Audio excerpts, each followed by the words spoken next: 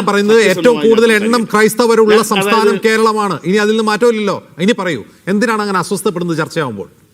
ഞാൻ ഞാനതിനെ എതിർക്കുന്നില്ല. അപ്പൊ അങ്ങനെ പറയുകയാണെങ്കിൽ ലോകത്ത് ഇന്തോനേഷ്യ കഴിഞ്ഞാൽ പാകിസ്ഥാൻ, കെന്നഡി പറഞ്ഞു വരുന്നത് എന്താണ്? ഇതൊന്നും ചർച്ചയെ ചെയ്യരുത്.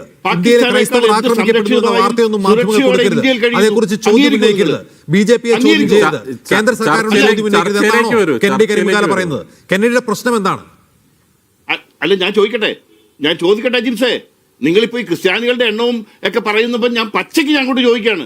ലോകത്തിൽ ഇന്തോനേഷ്യ കഴിഞ്ഞാൽ പാകിസ്ഥാനൊപ്പം മുസ്ലിം ജനതയുള്ളത് ഇന്ത്യയിലാണ്.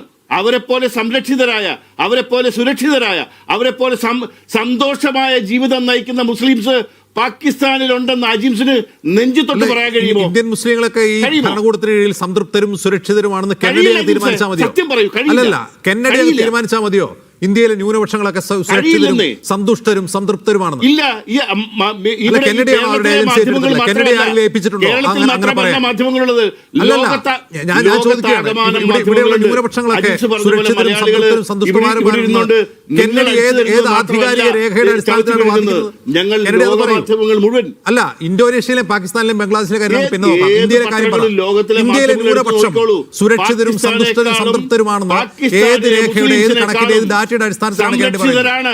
പാകിസ്ഥാനിലെ മുസ്ലിംസിനെക്കാളും ഞാൻ പാകിസ്ഥാനിലെ ഇന്തോനേഷ്യയിലെ ആളുടെ കാര്യം നോക്കുന്നില്ല. എനിക്ക് പൂർവ്വ ഇന്ത്യൻ ഭരണഘടനയാണ് ഞാൻ ചോദിക്കുന്നത്. ഇന്ത്യൻ ഭരണഘടന ന്യൂനപക്ഷങ്ങൾക്ക് നൽകിയിട്ടുള്ള പ്രത്യേക അവകാശങ്ങൾ ഇന്ത്യയിൽ സംരക്ഷിക്കപ്പെടുന്നുണ്ടോ? അവരുടെ ജീവനും സ്വത്തും അന്തസ്സും സംരക്ഷിക്കപ്പെടുന്നുണ്ടോ? കെന്നഡിക്ക് ഉത്തരമുണ്ടോ?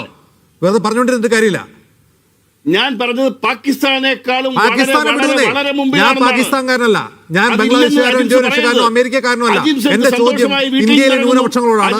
ഇന്ത്യയിലെ ന്യൂനപക്ഷങ്ങൾക്ക് ഭരണഘടന നൽകുന്ന അവകാശങ്ങൾ സംരക്ഷിക്കപ്പെടുന്നു എന്ന് ഏത് ഡാറ്റയുടെ, ഏത് കണക്കിന്റെ, ഏത് വിവരത്തിന്റെ അടിസ്ഥാനത്തിലാണ് കെന്നഡി പറയുന്നത്?